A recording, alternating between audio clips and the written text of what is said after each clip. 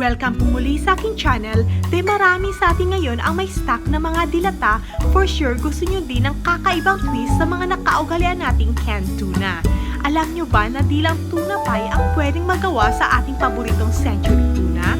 Dahil masarap din itong gawing tuna pizza. At bago tayo magsisimula, sa mga di pa nakasubscribe, please click the subscribe button below para ma-update ko kayo sa mga bago pa nating videos. At ngayon, magsisimula na tayo.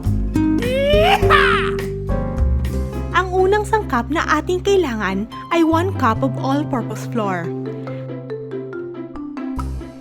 Then we will add 1 tablespoon of baking powder and a pinch of salt. Then imimix na natin ang mga dry ingredients. Then a cup of warm water. Then i-prepare lang natin ang ating mga braso sa pag-knead. And make sure lang na malinis ang ating mga kamay at masaya ito dahil para ka na rin nag-e-exercise. And afterwards, i-rest muna natin ang nagawang dough. Set aside muna natin at i-prepare ang mga pang-toppings. At i-chop natin using my magic hands. Tada!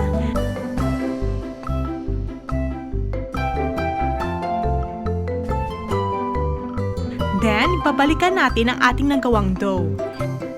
Mas nagiging fine na ang texture nito, so ipa-form na natin into thin crust.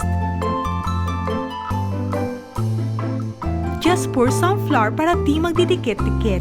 Then, ipa-flatten na natin forming a flat circle.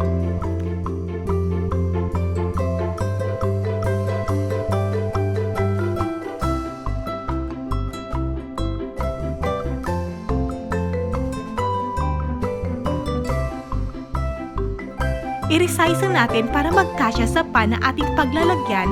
There it is guys, it's now ready to cook. I-half cook lang muna natin sa ating pan.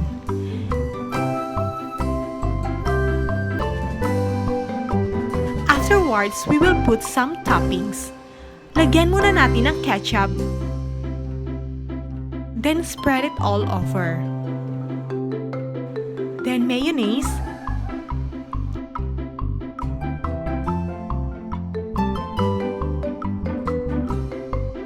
Then add our canned tuna flakes. Dadamihan ko lang dahil pag overloaded kasi mas masarap, o diba? Kasabihan yan ng mga matatakaw. Then we can top some white onions,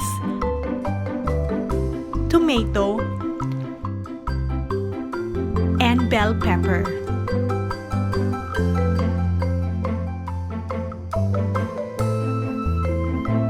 And of course, last but not the least, ang ating grated cheese.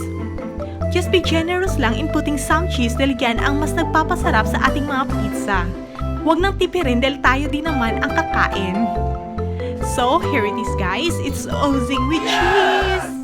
Iluluto muna natin ha. Huwag excited.